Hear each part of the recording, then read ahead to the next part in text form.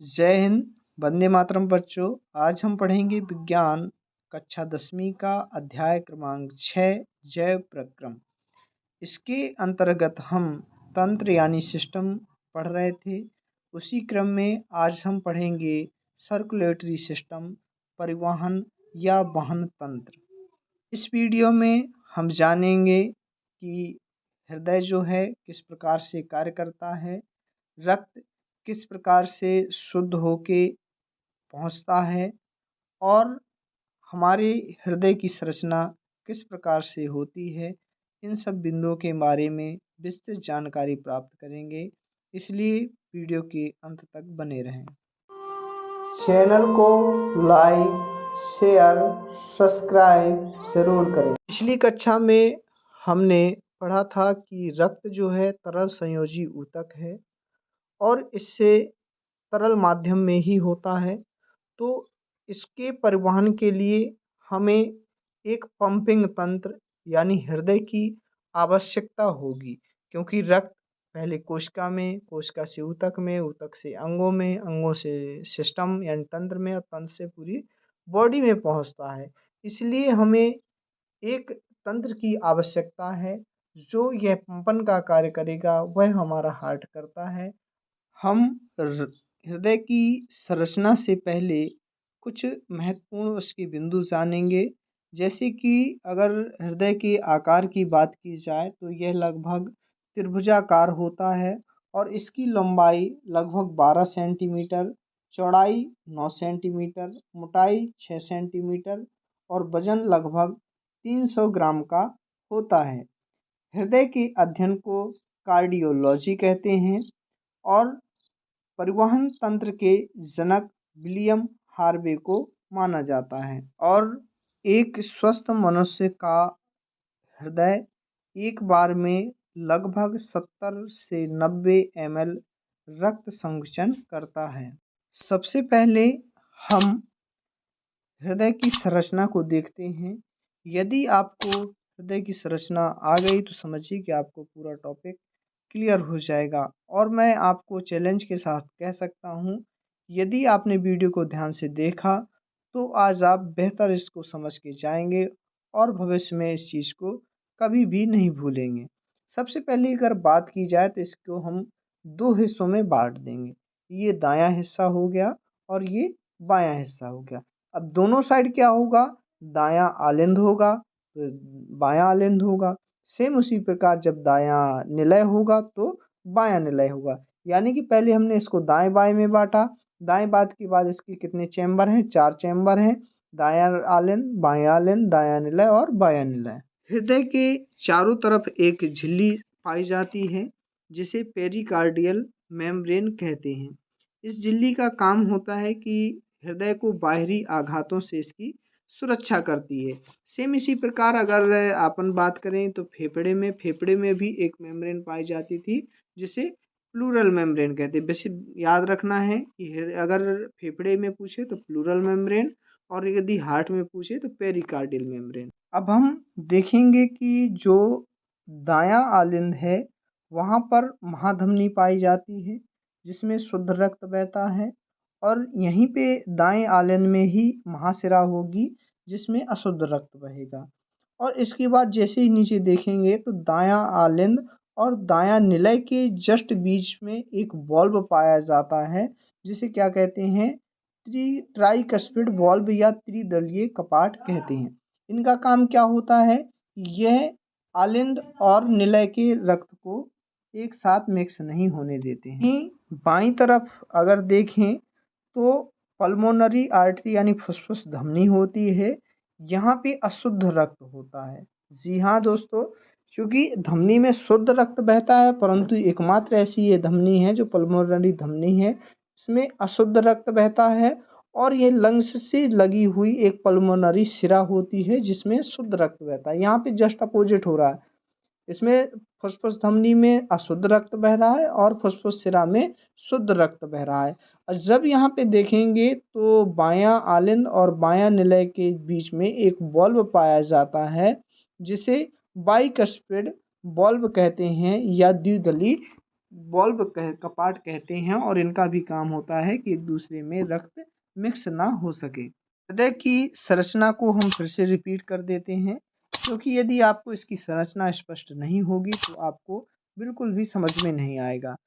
हमने हृदय की संरचना को 2 भागों में बाँटा, दायाँ आलिंद, दायाँ हिस्सा, बायाँ हिस्सा। दाएँ हिस्से में दायाँ आलिंद, दायाँ निलय और बाएँ हिस्से में बायाँ आलिंद और बायाँ निलय।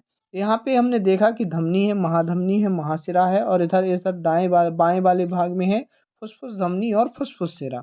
दाएँ वाले भाग में ट्राइकस्पिड बॉल पाए जाते हैं, बाएँ वाले भाग में बाइकस्पिड बॉल पाए जाते हैं। इतना यदि आपको समझ में आ गया तो आपकी वो इनका जो संचरण है वो बेहतर समझ में आ जाएगा। प्रणाली देखने से पहले हम सीधा-सा ये समझ के चलेंगे कि हृदय का काम होता है अशुद्ध रक्त को लंग्स यानी फेफड़े तक पहुँचाना, और जब शुद्ध रक्त हो जाएगा उस रक्त को हमारे पूरे शरीर के अंगों तक पहुँचाना।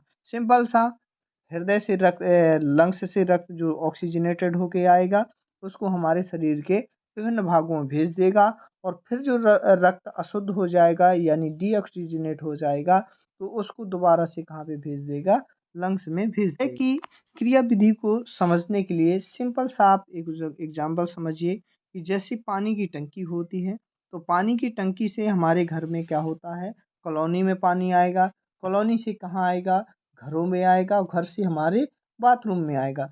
जब वह पानी बाथरूम में आएगा तो उसको हम यूज करेंगे तो पानी कैसा हो जाएगा, गंदा हो जाएगा यानी कि अशुद्ध हो जाएगा। सेम उसी प्रकार से जब हमारा रक्त लंग्स यानी फेफड़े से होकर शुद्ध होकर आता है तो कहाँ पहुँचता है, अंगों में पहुँचता है। अंगों से कहाँ पहुँचेगा, ऊतकों में पहुँचेगा और ऊतकों से कहाँ पहुँच जाएगा, कोशिकाओं में पहुँच जाएगा। और जब कोशिकाओं में पहुँचेगा तो यहाँ पे क्या होगा, कोशिकीय श्वसन होगा, और जब कोशिकीय श्वसन होगा तो रक्त कैसा हो जाएगा, अशुद्ध हो जाएगा। तो इसी अशुद्ध रक्त को महाशिरा के द्वारा, ये महाशिरा कैसी होती है, सबसे बड़ी महाशिरा है। इस अशुद्ध रक्त को महाशिरा कहाँ ले जाएगी, दायाँ आलिंद में ले जाएगी, और ये कैसा हो गया, अशुद्ध हो गया। तब दायाँ आलिंद में संकुचन होगा तो यहाँ पे ये जो ट्राइकस्पिड वाल्व हैं ये खुल जाएंगे और रक्त हमारा कहाँ पे पहुँच जाएगा, दायाँ निलय में पहुँच जाएगा। इसी प्रकार से जब यहाँ पे संकुचन होगा तो ये ट्राइकस्पिड वाल्व बंद हो जाएंगे और ये जो हमारा अशुद्ध रक्त है वह फुस्फुस धमनी के द्वारा कहाँ पर पहुँचा दिया जाएगा, लंग्स यानी फेफड़े में पहुँचा दिया जाएगा। और यहाँ पर रक्त का क्या होगा, शुद्धिकरण से मतलब क्या है, यहाँ पे ऑक्सीजन मिल जाएगी। यहाँ से जो ऑक्सीजनेटेड ब्लड होगा यानी शुद्ध रक्त होगा तो फुस्फुस शिरा यानी पल्मोनरी वेन्स के द्वारा कहाँ पर पहुँचा दिया जाएगा, बायां आलिंद में पहुँचा दिया जाएगा। और जब संकुचन होगा तो यहाँ पे कौन सा होगा, बाइकस्पिड वाल्व जो हैं वो क्या होंगे, खुल जाएंगे और रक्त हमारा शुद्ध रक्त कहाँ पहुँच जाएगा, बायां निलय में पहुँच जाएगा।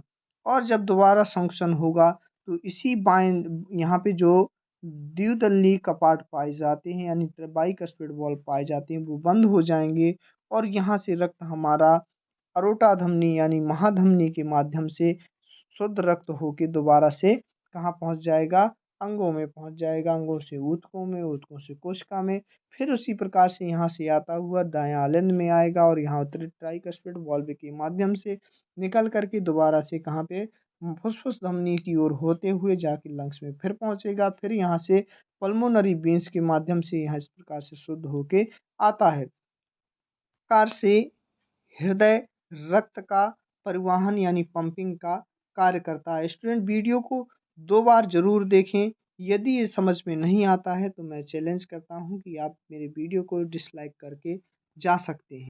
बात करेंगे रक्तदाब की कि रक्तदाब क्या होता है। तो रुधिर वाहिकाओं की भित्ति में जो दाब लगता है उसे रक्तदाब कहते हैं, और यह जो दाब होता है यह शिराओं की अपेक्षा धमनियों में अधिक होता है। धमनियों में क्यों होता है, उनकी वजह यह है कि इनकी जो भित्ति होती है वह मोटी होती है, इसलिए धमनियों में दाब अधिक होता है। आपने डॉक्टरेट की भाषा में बीपी या हाइपरटेंशन का नाम ज़रूर सुना होगा, और वह बीपी जो मेज़र करते हैं तो उसमें बोलते हैं 120 चढ़ गया, 140 चढ़ गया। उसका मतलब ये होता है कि यदि नॉर्मल व्यक्ति का जो बीपी देखा जाए तो वो होता है 120 से 80 ऑफ एचजी होता है। यहाँ पे एचजी का मतलब होता है पारा या मरकरी। और वहीं 120 जो है वो सिस्टोल होता है। सिस्टोल मतलब होता है प्रकुंचन दाब। और 80 जो होता है वो डायस्टोल यानी अनशीतलन दाब होता है। यहीं से दो महत्वपूर्ण प्रश्न बनते हैं, जैसा कि हार्ट बीट को सुनने वाले यंत्र को क्या कहते हैं? तो उसका उत्तर है स्टेथोस्कोप। आप जो डॉक्टर के गले में जो डाला रहते हैं उसे जनरली भाषा में बोलते हैं आला। तो हार्ट बीट को सुनने वाला यंत्र यदि पूछे तो आप बताएंगे स्टेथोस्कोप। और यदि पूछे कि रक्त दाब को नापने वाले यंत्र को क्या कहते हैं तो वहाँ पर आप उसको कहेंगे स्फेग्नोमेनोमीटर। ये पहले नॉर्मल चलते थे, अब ये इलेक्ट्रिक भी आ गए हैं। परिवहन तंत्र में ही आपके प्लेटलेट्स द्वारा अनुकरण टॉपिक दिया गया है। इसमें क्या होता है कि आप जनरली जानते हैं कि आपके ब्लड में 3 कणिकाएँ पाई जाती हैं, रेड ब्लड कॉर्पस्कुलस, व्हाइट ब्लड कॉर्पस्कुलस और प्लेटलेट्स। तो प्लेटलेट्स का काम क्या होता है कि जब हमें कोई चोट लग जाती है तो वो क्या होता है, हमारा वहाँ से ब्लड ज़्यादा स्राव होने लगता है। तो ऐसी स्थिति में क्या करती हैं प्लेटलेट्स वहाँ पहुँच के रक्त का थक्का बना देती हैं, जिससे वहाँ पे रक्त का जो बहाव है वो कम हो जाता है या पूर्णतः अवरुद्ध हो जाता है और व्यक्ति की जान बच जाती है।